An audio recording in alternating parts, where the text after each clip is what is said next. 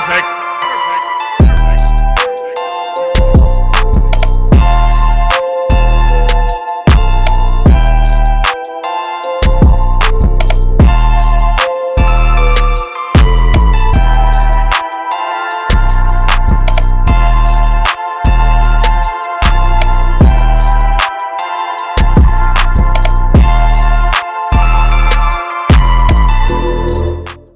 What's up guys, in this video I want to go over another build for Amara, and that is her explosive build. This build is a little different than most explosive builds, but it works really well. Now before we get into the video, I just want to say really quick, YouTube tells me that most people that watch me actually aren't subscribed to me. So if you enjoy this video or find it useful in any way, remember to subscribe. It really helps the channel out, and also remember to drop a like. One other thing, this build will be located in my Discord channel if you want to download it. The link will be in the description. It's going to be located under the builds tab. With all that aside, I hope you guys enjoy, and let's get right into the gear. Now the first weapon we're going to be using is the duck. This weapon is actually really good. I don't see a lot of people using this in many builds, but this paired with Amara and some of her skills is actually crazy the amount of damage it can put out. It is a great replacement for the Maggie, and plus it does explosive damage, and that's the whole theme of the build. So the next weapon we're going to be using is the head explosion. With an anointment on action skill, and we'll get 125% more splash damage. This is going to be really good for face grasping a lot of enemies and one shot in everything. Next we have a nukem. With an action skill, we get 75% bonus radiation damage, and this is actually 40%. I don't know why it's a 75%. I'm mainly just using it for the nukem. I'm not really using it for the anoint. I could get a better anoint on this, but the nukem is really good paired with some of Amara's skills, and you can make a lot of explosions, which we'll get into later. Next I have an ion cannon with a phase cast anoint, which is really good. This lets you one shot pretty much most bosses in the game with this build, as you saw earlier where I can one shot Grave Ward. So yeah, ion cannon, even after the nerf, it's still very good. And next I have a transformer right here on axe gun to get 50% bonus cryo damage. This is really good because it's just giving us more damage, and cryo is going to help freeze enemies, and the transformer is a very tanky shield. Then next I have its piss grenade, which on axe gun get 50% bonus radiation damage. This is really good for an explosive build because radiation is also going to explode the enemies, plus its piss lets you apply debuffs to enemies. Then next I have a phase zerker right here, which gives me 31% axe critical rate, plus 45% Jacob's weapon critical hit damage, plus 15% Vlad's weapon fire rate. The Jacob's critical hit damage axe critical rate is really good for this, and the phase zerker is one of Amara's best class mods, so that combined synergizes really well. Then for the artifact I have a last stand deathless. This is going to be our main survivability artifact because we're not going to be taking many survivability skills at all. We get 100% more shields, 25% more shield recharge rate, minus 20% shield recharge delay, plus we get immunity for 5 seconds, and it's on a cooldown for 40 seconds. Now the way the artifact is supposed to work, when you drop below 50% health you get that invulnerability, but since we don't have health, this tends to just proc whenever. I'm not really sure why. It might be a glitch, but you can take 1 damage, and sometimes the invulnerability procs. Like I said, I don't really know why it's like that, but it's not a bad thing because you can start off just going into a fight and not taking any damage, which is nice. Now that is the main gear I'm going to be using for this build. That alone can get you through anything in Mayhem 4, but I'm also going to be including some other gear in this build, and that is things like a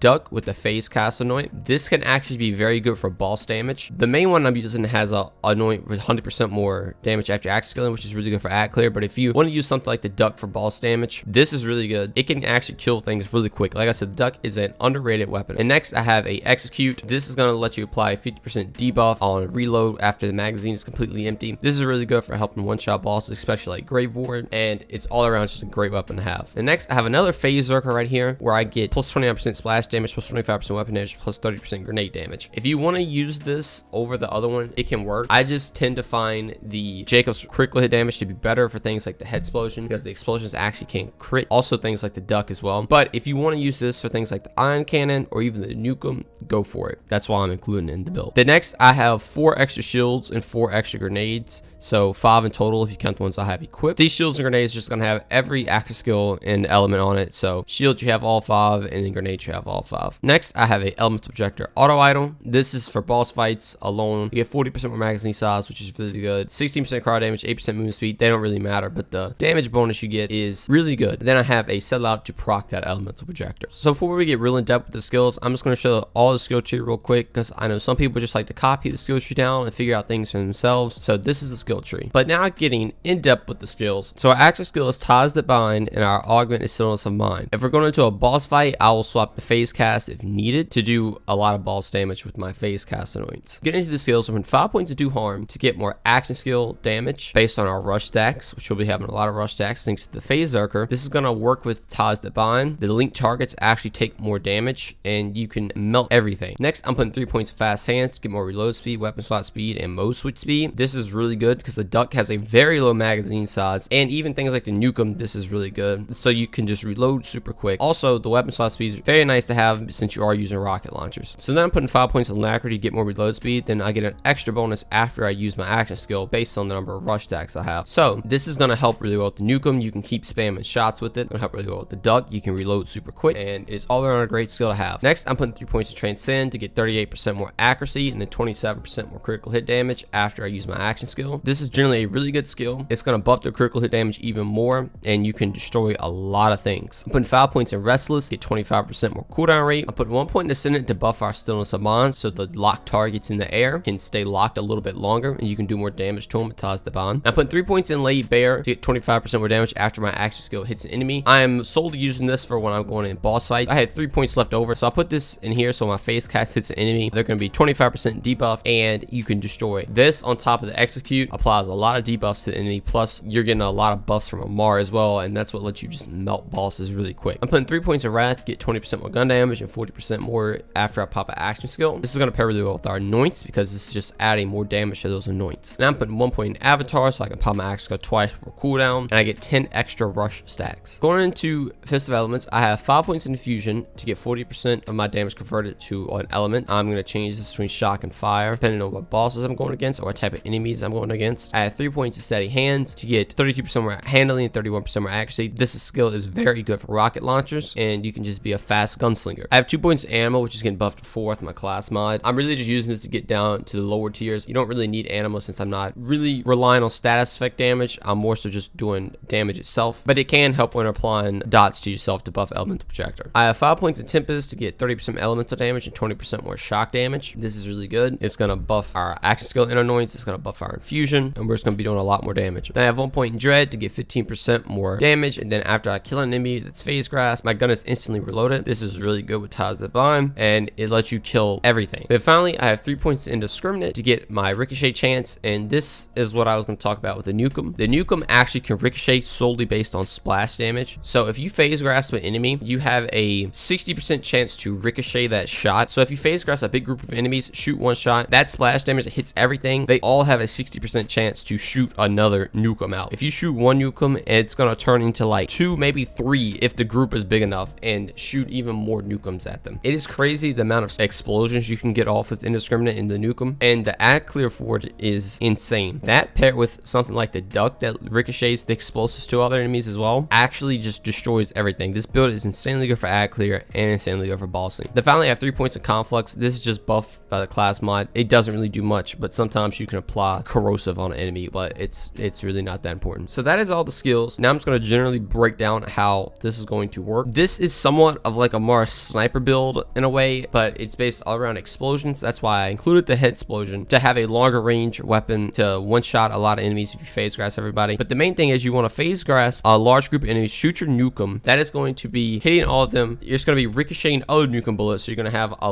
huge explosions going off, killing everything, and you can just keep doing that over and over again. You have things like the duck as well. You can crit them, and also with Indiscriminate, it's going to be ricocheting a lot of those bullets to other enemies, and you're applying sticky bombs to everyone and ad clearing really well with that. Now, if you're going into a boss fight, you're going to want to use your execute, your elemental projector, your sellout, and an ion cannon, and switch to phase cast. As you saw with all that earlier in the video, you can one-shot Grave Ward with this build. That is solely just based on those things I just said. Like, it's actually crazy the amount of damage one shot can do if you have all that stuff stacked. This build is definitely a top tier in-game build, and if you like explosions, this build is especially for you. Between the explosions from the weapons and the explosions from radiation, it is just going to be a AoE dream. And since we are Amara, all our explosion damage is going to be doing elements, and that just makes it her unique thing. This build is crazy good. It can solo pretty much any Mayhem 4 activity. If you're doing something like the takedown, it's obviously going to be better if you take something like corrosion to take down some of the bosses. Don't get me wrong, the duck can actually shred some of the bosses, and I'm not going to lie and say that it's better than a corrosion cutscene because it's just not, but it is very good, and if you don't want to take it, it's still viable. But anyway guys, that's going to do it all for me. I really hope you guys enjoyed the build. If you join the Discord, download it, remember to drop a like and subscribe to the channel. It really helps out. Changing this YouTube stat would actually be crazy. Thank you guys for all the support. I'm nearing 700 subscribers. I'm on the road to 1,000. It's crazy times, and I'm super excited to hit it. If you have any questions about the build, be sure to leave a comment. comment. I try to respond to almost every comment. And if you enjoy the build, leave a comment telling me what you like about it. But anyway, guys, thanks for watching, and I'll see you in the next one.